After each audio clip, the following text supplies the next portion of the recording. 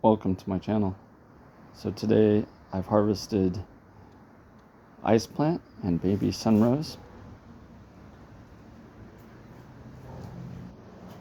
We're planting garlic, turmeric, and ginger, as well as galangal or galangal. I'm staging propagation trays for seeds. You can see down here, this is turmeric along with the garlic.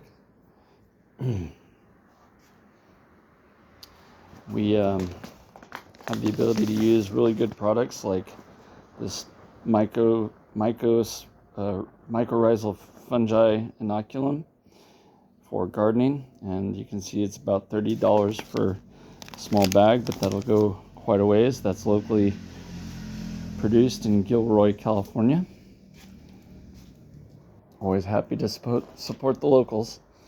And you can see the plantings that we're going to put out next week. All of these trays will be emptied into the yard.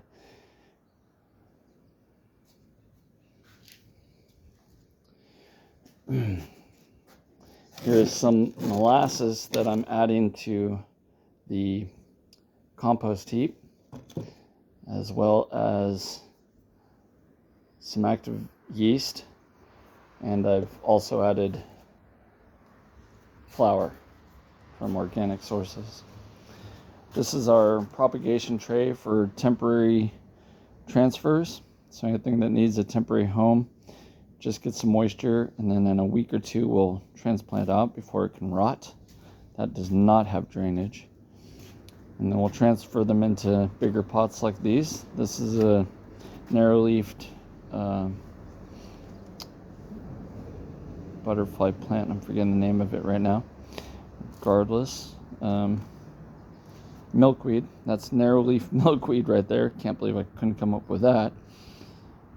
And these are our transplants, and you can see that down there there's more garlic and more turmeric.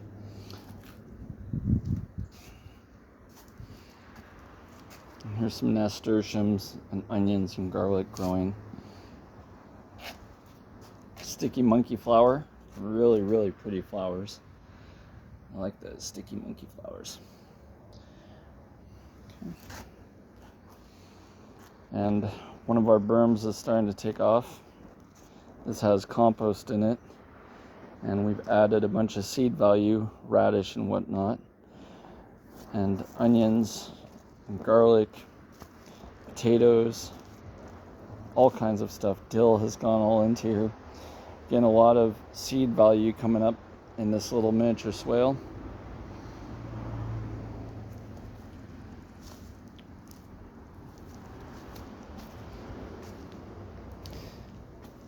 Recently, I was able to harvest from the client's yard and get new green material from my compost, and I've mixed that in with the compost, so that should start heating up again.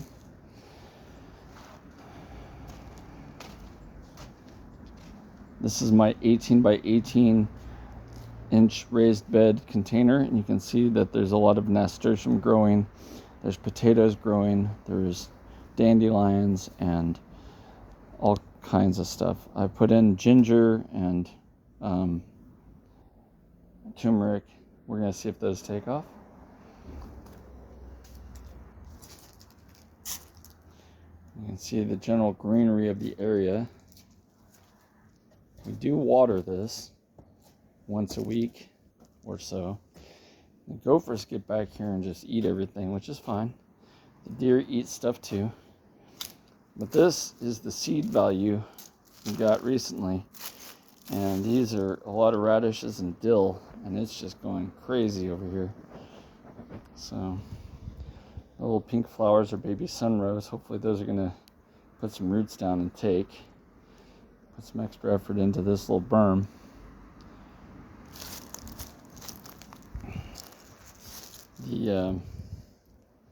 The deer have decided my tomatoes are tasty and eaten them all. It's fine.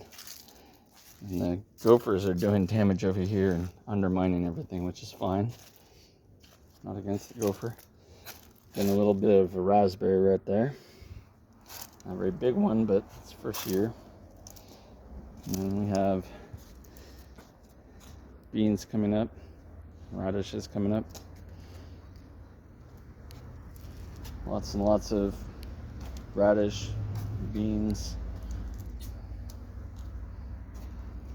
This tomato is holding on even though it's not producing any tomatoes because the deer ate them all. I don't hate the deer. That's a special radish right there. That's a daikon radish. I've planted on purpose. This is borage.